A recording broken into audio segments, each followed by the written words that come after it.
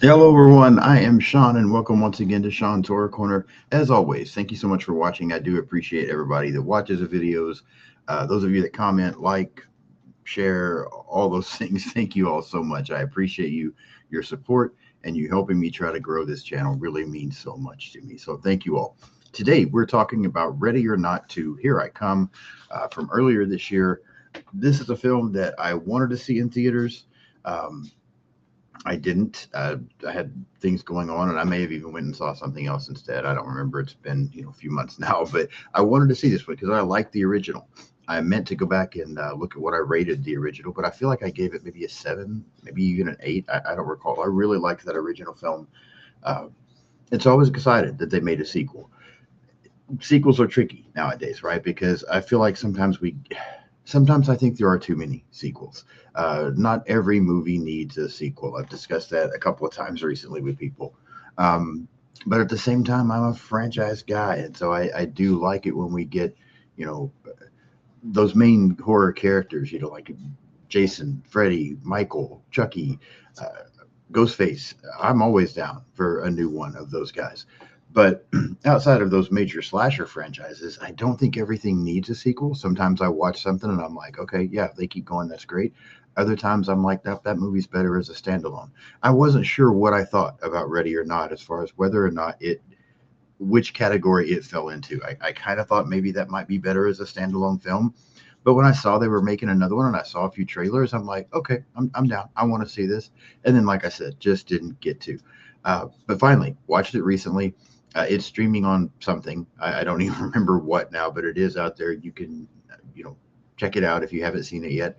Uh, I've seen this film twice now. I've said this is a lot recently as well. Very seldom do I get to just like sit down and watch a movie and just relax and enjoy it because I feel like I'm always taking notes and getting ready for my next episode or something. But the first time I watched this one recently, I was able to just relax and watch the film and not worry about taking notes or anything like that. I just watched the movie and I really enjoyed it. I went back then a couple of days later and watched it again so that I could take my notes and get ready to do my review. I wanted to get it up here since I had already done the previous one. Um, yeah, I feel like my opinion changed just a little bit upon that rewatch, but we'll get into it today. We'll talk about it. Ready or Not to, Here I Come. Tagline for the film, Double or Nothing. Brief synopsis. Moments after surviving an all out attack from the Ladomas family, Grace discovers that she's reached the next level of the nightmarish game. And this time, with her estranged sister Faith at her side, Grace only has one chance for survival to keep her sister alive and claim the high seat of the council. The council controls the entire world. Four rival families are hunting her for the throne, and whoever wins rules it all. Film released March 20th of 2026, directed by, I've got to get better with names, and I feel like everybody probably knows how to pronounce these two names but me. But Matt Bettinelli Open and Tyler Gillette, written by Guy Busick and R. Christopher Murphy, distributed by Searchlight Pictures, runtime of 108 minutes, budget of 14 million, box office 42.9 million, so did well at the box office. Cast for the film: Samara Weaving, Catherine Newton, Sarah Michelle Gellar. Always love seeing her back. Sean Hattasey, David Cronenberg, and Elijah Wood. Let's stop there. Let's talk cast characters. Um, I loved Samara Weaving and her performance, and loved the character of Grace in that first film. Um, when I rewatched this, as I said, I've watched this twice recently. When I rewatched this recently, I was like, Samara Weaving is so great, and she is. Samara Weaving is fantastic. Uh, Character of Grace, I feel like that's where my opinion started to shift. Let me just go ahead and get right into it. When I watched this the other day, and for the first time, again, I found myself. I'm like, I love Grace. I liked the addition of the sister, Catherine Newton playing Faith. I liked that. Uh, Anytime you get to see Sarah Michelle Gellar on screen, it's fantastic. I thought everybody did a good job with their performances. Um, yeah, thought this is a great cast. Everyone does well. The characters, I don't think you're supposed to like anybody other than Grace and Faith, and that comes across pretty strong. And again, everybody did great with their performances. Um, Only a couple of characters that you can really like. Other characters that are funny at moments, but you just don't really, overall like them as people. Um, Rewatching this then for the second time to prepare for this episode, I'm not. Samara Weaving did not do a bad job. She's still good. but I feel like her performance was better in the first one. Either her performance is better in the first one, or I just don't like Grace as much in this one. Uh, Something about her character was kind of, I don't know, frustrating in this film. I think in that first film, you the first film does a good job of blending the comedy in with things, and I think you quickly get on her side and you feel for her, and you enjoy her character and want to see her overcome all these people, and you just think she's great. With this film, I almost think that the dynamic that they put in between Grace and Faith hurts this movie a little bit, to be honest with you. The first time I watched it, I really enjoyed it. Watching it again the second time, when I've got more of my, I don't know, critic hat or whatever you want to call it on, I wasn't enjoying that dynamic as much as I did in the first film. It got a little annoying, just the way they talked to each other, treated each other. And I get it. I understand that's part of it, right? They're estranged. They haven't been around each other for a long time. We'll get into all that when we get into the plot. But there's just times where I felt like it wasn't as strong, and maybe even a little bit of a hindrance. In the beginning, it's fine. But as the movie goes on and it gets into that halfway act, you're just like, seriously, like, get over yourself and work together here. And I don't know, something about it was bothering me when I watched this. It doesn't destroy the movie, doesn't make me dislike it, but makes me maybe not like it as much. Maybe that's the only way I really know to put it. But again, the performances are good. uh, I think you still root for Grace and Faith, but I don't know, I almost found myself maybe at times in this film, I guess I was going back and forth. At times in this film, I liked Faith better, and then there were times where I'm like, Grace is a badass. And I don't know. I was just kind of struggling with that a little bit. Um, as far as the cinematography, score, story, score is fine. I think I maybe even enjoyed it a little bit more in the first film, but it's fine. There is a great scene where Grace has finally had enough, and she's getting more on the attack side instead of just the defense side. And as she's walking with the gun in her hand, she's kind of doing the whole run, run, run song that they do in the first one. That I thought was amusing. Um, Cinematography's fine. I mean, we get some good shots in here. The effects are good. I mean, it's very similar to the first one. Nothing outstanding or mind blowing, but it's all good. And then the story, um, I think I like the story. I mean, I'm not sure what else they could have done with this movie. So the story's fine as well. Uh, Anytime I find myself, and you guys probably hear it more than I even realize I'm saying it, but anytime I find myself saying fine a lot, uh, in my head I'm thinking that means this is not a great movie. It's just fine. It's just okay. And I'm almost thinking, I've got a number written down for my rating, but I'm still trying to 100% decide if that's where I am or not. So maybe as I go through this plot and talk with you all about it, that'll help me to decide that. So let's just one quick production note before we get started. Uh, so Matt and Tyler, who I mentioned were the directors for this film, they were actually developing something different, an original film with Samara Weaving and Catherine Newton in mind to play sisters. And then they were approached to do Ready or Not 2. And so they adapted the story they were working on into this film to make it the sequel to the original film. Just thought that was kind of interesting that they were already working on something with these two actresses in mind and then just changed it up a little bit to fit this. All right, that's really the only production note I have for this. Let's get into this plot, start to walk through it a little bit. It's early in the morning, so you're going to have to excuse me. I'm tired trying to get with it, busy week, but I probably even look worse than I sound at the moment. So bear with me just a moment while I get a drink of coffee in my amazing Scooby Doo people coffee mug thing there. Fantastic. All right, enough of the bullshit. This film opens. I do like the fact that this film picks up right at the end of the first film. We see Grace emerging from the house. Um, she ends up collapsing. She wakes up in the hospital. She also finds out she's being arrested as the police are suspecting that she, well, she did, but the police suspect her as just killing these people. They don't really know what's going on. Her sister Faith also arrives. We find out very quickly that they have an estranged relationship. They haven't seen each other in years because Grace left. Um, we get some back and forth between them that again in the beginning is fun, and then Grace ends up telling Faith what happens, and Faith is having a hard or what happened to her, and Faith is having a hard time believing it. Not a bad opening. I like the opening. I like the fact that we pick up immediately there following the events of the first film. I always like it when sequels do that, so I think that's a plus. Again, initially, it's kind of fun listening to Grace and Faith go back and forth. We find out a little bit about their relationship. It's been years. I can't remember exactly how long. I know they mentioned it. I almost feel like it was like 7 years, but I might be wrong. Since they've seen each other, because Grace left. And again, the bickering back and forth is a little bit funny.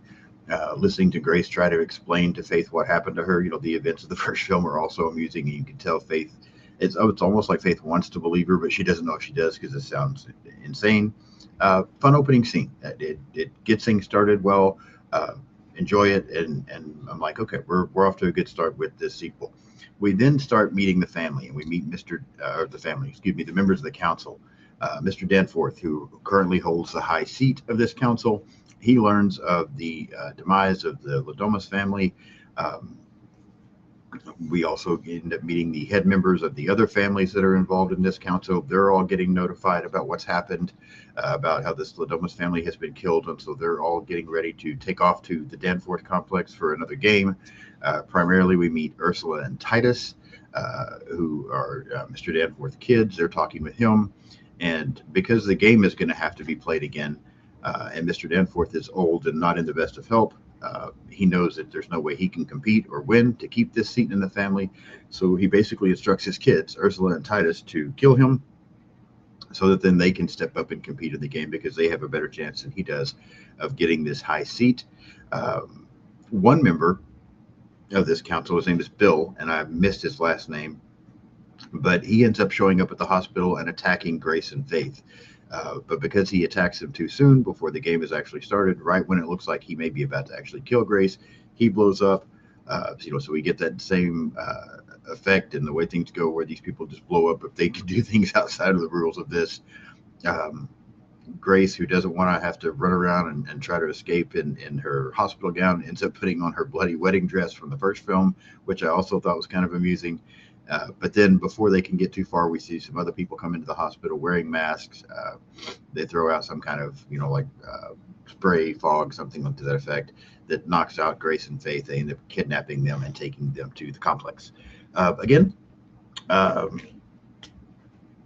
Enjoy this. I like the fact that this film doesn't waste time getting into things and getting back to that same vibe and setting type thing of the first film. We get these brief introductions to the different members of the council, which I think are fine. So it kind of gives us an idea of what each one of these people is like without wasting too much time. You want backstory is interesting, right? Because sometimes backstory is good. You want to know a little bit about the characters, but it can be overdone and cause the movie to drag. I think we do a good job here of just giving us brief introductions into these different families and members of the council. And then again, the attack scene where the one guy attacks Grace and Faith in the hospital. He kills the police officer. He's after them. They're kind of trying to fight him together there a little bit, but then right before he's about to kill Grace, like I said, he blows up. Fun scene. I enjoyed this as well. And again, also thought it was humorous that Grace just put her bloody wedding dress back on because the cops had it there for evidence. And so she just grabs that and puts that back on. Again, fun scene, good effects. Still enjoying the movie fully, watching this second time. We then cut to everyone arriving at the complex.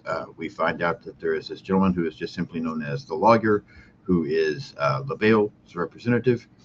He then explains to everybody the new game, basically, that whoever kills Grace before dawn ends up taking over the high seat of the council and rule the world. There's also this ring that Mr. Danforth had, that ring is what basically is like the example.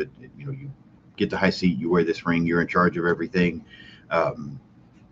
He also gives them a few rules that the players cannot kill each other, even accidentally. And if one player does end up dying, then the next member of the family from that group will enter the game. Grace initially refuses to play. Now, if Dawn arrives and she hasn't been killed, then Grace will take over the high seat. She initially refuses to kill, but as they start to threaten to kill Faith, Grace ends up agreeing, and Grace and Faith are again put to sleep as they get ready to start the game. Fine. Again, just kind of the next level of the story. a little bit more setup, getting things going, getting the rules explained to us, which is fine. And sometimes I don't feel like we need everything explained to us, but because of some things that are coming and the way some things are going to play out, it's good to know. It also leaves me some questions. I felt like there's some holes here a little bit, but it's fine. It is what it is. Um, as the game begins, Grace and Faith wake up on the golf course. They're like on the ninth hole of a golf course. They've been put out there. They're handcuffed together, and while they argue a little bit, then they start to, hear some gunshots, and so they're running. And we've got a couple of different members of the council that are after them, trying to kill them, shoot at them, those kind of things. They end up managing to avoid this. There's also a guy, I think his name was pronounced like Viraj, who has a sword, who's trying to kill them. They're able to escape him, and they end up getting into this. I guess it's like a clubhouse. There was like an explosion at one point where someone shoots this tank, and so Grace ends up getting a lot of shards stuck into her. But they're in this clubhouse, and Faith is kind of tending to Grace's wounds, and we almost think things might turn and then start to get along a little bit better. But as this is all going on, Viraj enters the clubhouse. We get kind of a chase there. The girls are able to get their handcuffs off. They kind of have a fight, a battle with him a little bit before knocking him into this industrial-sized washing machine, turning it on, and end up killing him. The effects here look great when he falls out of the washing machine. I do like this scene as well. But again, there's Grace and Faith arguing a little bit through all of this as well.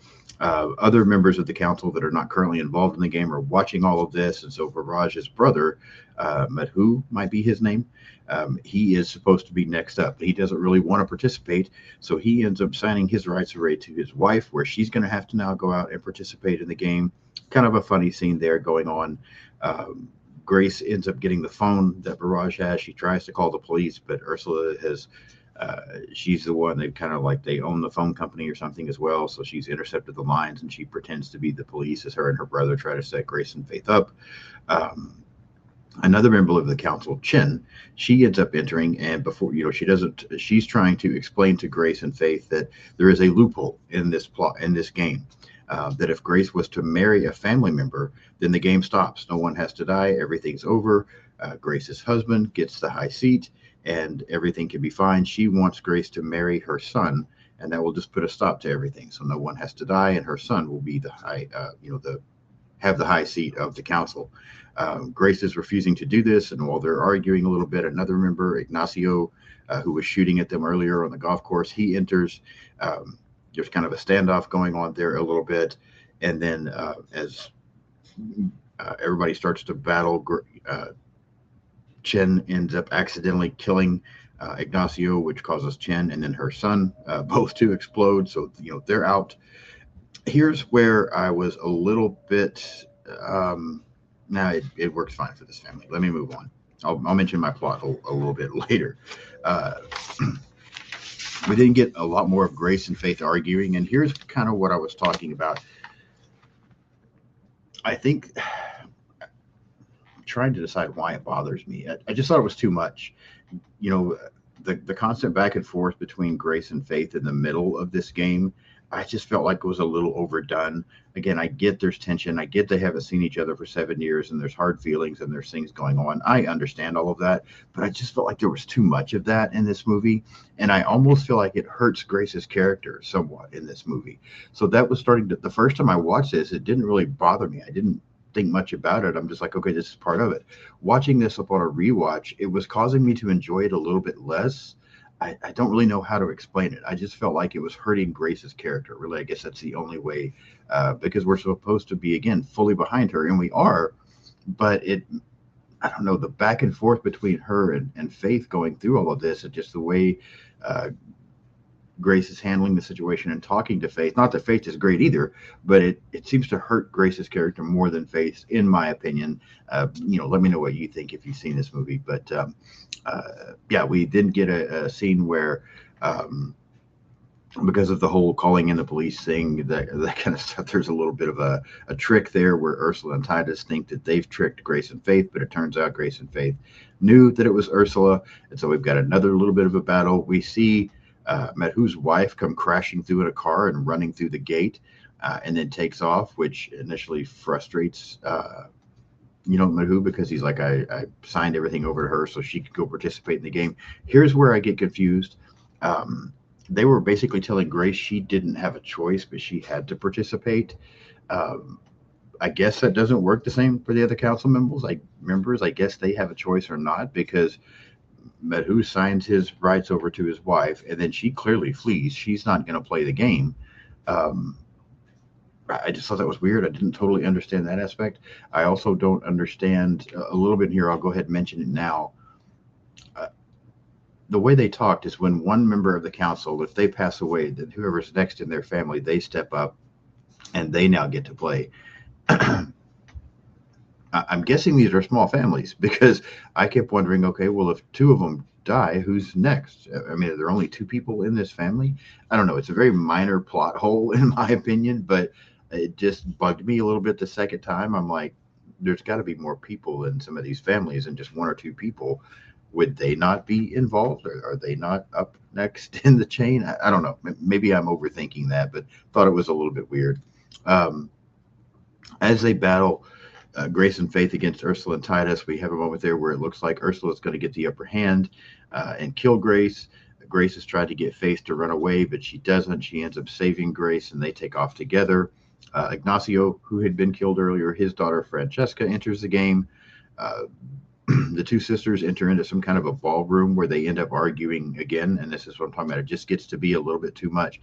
You battle, you save each other's lives, you do all these things, and then you go argue. It was just frustrating me a little bit. Um, Faith ends up leaving now. She's tired of, her and Grace are so frustrated that Faith is just going to leave and leave Grace to herself there. Francesca ends up entering, and so then we get kind of a battle between Grace and Francesca. There is one scene here that's very funny, as Grace gets some pepper spray, but they both end up getting it sprayed in their eyes, and so there's kind of a funny scene here where neither one of them can see each other, so they're just like swinging and missing and running and like trying to crash into the person, but end up just diving into a table. Kind of a funny battle here between Grace and Francesca. Um, excuse me. Uh, Faith, again, who's trying to get away, kind of last minute decides she's going to go back and help her sister, but Titus is there. He shows up and attacks her, kidnaps her. He also then uses the intercom Grace ends up killing Francesca. Titus then uses the intercom to lure Grace to the lounge where they have Faith kidnapped. Um, initially, Grace enters in and she's ready to battle. She's ready to go after them, but she kind of gets cornered. And then just when it looks like Faith is actually going to die, Grace then ends up using the loophole that was mentioned to her earlier, and she asks Titus to marry her, because if she marries Titus, the game stops. Titus, gets the high seat, and both Grace and Faith get to live. He thinks about it a few moments, and he decides, okay, that works. So we then cut to, we get a scene like before the wedding. Everything is calmed down now. Everybody's getting ready for this big wedding. Ursula comes in and tries to warn Grace about Titus and how he can be crazy sometimes. Ursula kind of suggests that they work together to get Titus to do the things that they want him to do. But he ends up overhearing this. He comes in and kills his sister because even though the council member cannot kill each other, there's no law against, or no rule against killing family. And so Titus is able to kill Ursula without there being a problem. I also thought that was a little bit weird. Fine, I guess. But then we get this big, huge underground altar area set up, and the wedding ceremony begins. Let me stop there before I get into the end of this film. There are some funny scenes in this movie. There are some good battles. There are some decent effects. But here, at this point, I was beginning to get a little tired of this, just to be honest with you. And so I feel like this movie falls into one of those that doesn't need. At this point, I decided, you know what, this movie really didn't need this sequel, because I really did enjoy the first one. I thought the first one was a fun story. Everything, it was fun. There were good kills. You really liked the character of Grace. Really good movie on the first one. With this one, halfway through this movie, the idea just starts to get a little bit old. I started to get a little bit tired of it. Also, the different rules and loopholes and that kind of things that come in, Some of it just doesn't make sense to me. There's some plot holes here and there. The constant bickering again between the family member, between Grace and Faith, and then also even between Titus and Ursula, to be honest with you, starts to get a little bit old. It's funny at one point, and it just gets, yeah, I don't know. I feel like halfway through this movie, that's the problem, is things start to get repetitive and old. And I just don't enjoy it as much. First time I watched this, I really liked it. Watching it the second time, I was more like, okay, let's move on. Um, so that's kind of where I was. I was losing interest after seeing this movie the first time, knowing what happens. Watching this the second time, I just didn't find it as enjoyable and found myself losing interest and ready to wrap it up. It may not have helped that I watched it late at night, but still, that's just kind of the way it was for me here. Um, we cut back to the wedding. Grace and Titus. There, we've got a lot of people from the families are around watching this. They sign their blood pacts. They go through their vows. They say "I do," and then they get pronounced husband and wife. Titus is granted the high seat. He's given the ring, and then out of nowhere, Grace suddenly stabs him in the neck. Killing him, stabs him multiple times, actually killing him. She takes the ring because, again, there is no law against killing family. And so now Grace, she has tricked Titus. She is now the head of the council. She's got, to start with, people don't really know what to do. And this lawyer guy is explaining that everything's fine. This is the way, what she did is okay. And she's in charge now. As Titus is dying, Faith ends up kicking him into this pit that's laying there that we'll come back to in a moment. Grace, who's now in charge and has all the authority, she ends up announcing that as her first act as head of the council, she is removing herself from the council and wants nothing to do with this anymore. She throws the ring into the pit, and then all of the wedding guests and the other family council members there start losing their mind because now no one has the high seat. And so everyone begins jumping into this pit to try to get the ring as it's getting closer to dawn. And so, somebody has to take over before then, or their god, Lebail, is going to be very upset. As they're all jumping into the pit and trying to get this ring and they're fighting, they start killing each other. It becomes dawn. And then basically, to start with, just a few here and there. And then eventually all of them, the entire council ends up just blowing up. We get this huge blood spatter. Madhu ends up coming out of hiding. He's been hiding this whole time, and he feels like because it's dawn, everybody else is dead other than Grace, Faith, and the lawyer, that he's done it. He's all excited that he managed to survive this, but then he explodes as well, and we get our finale. Lebail appears. He nods, just very similar to what happened in the first film. Grace and Faith are free to live. This is all over. So they leave, and as they're walking away, get a couple of little comments here and there that are supposed to be funny, and Grace promises to never leave Faith again. And that is the end of Ready or Not 2, Here I Come. I think I gave you a pretty good idea of what I think about this movie as I went through that plot. This is not a terrible movie. There are some fun parts here. There are some good kills. Excuse me. But overall, I feel like it's just a little bit repetitive. Again, as I've said already, don't mean to just keep repeating myself, but the bickering between Grace and Faith starts to get a little old halfway through the movie. The loopholes to the rules are fuzzy and always don't make a lot of sense. I don't know. I really liked this first movie. I was really enjoying the second one for a while, and then it just started kind of getting, I don't know. I started losing interest about halfway through this film into the second half. I still don't think this is a terrible movie. I also don't think it's a great movie. I think for Ready or Not 2, Here I Come, I will give a 6 out of 10 on my scale of 1 to 10. Again, not bad. Maybe it just the mood that you're in really has an effect on whether or not you like this film. Because again, really liked it the first time I saw it. Just wasn't the biggest fan the second time. It's not bad, just not great. It's maybe a step above average. So I'll say 6 out of 10 for Ready or Not 2.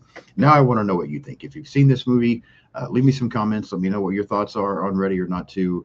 Do you enjoy it? Do you not enjoy it? Do you agree with me? There's too many loopholes, plot holes. Yeah. What are your thoughts on this film? I really am curious because that's one of my favorite parts. I say it every time. One of my favorite parts about doing this is seeing what the other people think about these films as well. So leave me some comments and let me know what you think about Ready or Not too. Hit the like button today. If you haven't subscribed yet, please do so. I've got some fun episodes coming up. Let me see. Tonight, actually, the day that this episode drops tonight, I will be doing a live stream. I will have my friends Robbie and Kaylee from That Horror Couple on, as well as Cece from Cece's Horror is going to be on. And the four of us are going to be talking about the film The Ugly Stepsister. That'll be live tonight. So be sure and join us for that. I also have episodes coming up on Evil Dead Rise with Brendan from Our Life in Horror. We'll also have an episode coming out on the new film Evil Dead Burns that released recently, also again with Brendan from Our Life in Horror. Aaron from A&B Horror Movies is going to be back as we continue through Freddy franchise and talk about A Nightmare on Elm Street 4. Here in the near future, I also have Sarah and Kelly from The Final Girls returning to talk about Final Destination 2. Yeah, a lot of fun stuff coming, so be sure and subscribe so you don't miss anything. Follow me on social media. I'm pretty much on everything out there: Blue Sky, Instagram, Threads, X, TikTok, Letterboxd. Just search Sean's Horror Corner and you'll be able to find all of those things. So again, thank you so much for watching. I do appreciate it. Like, subscribe, share, comment, follow, do all those things, and I will see you soon.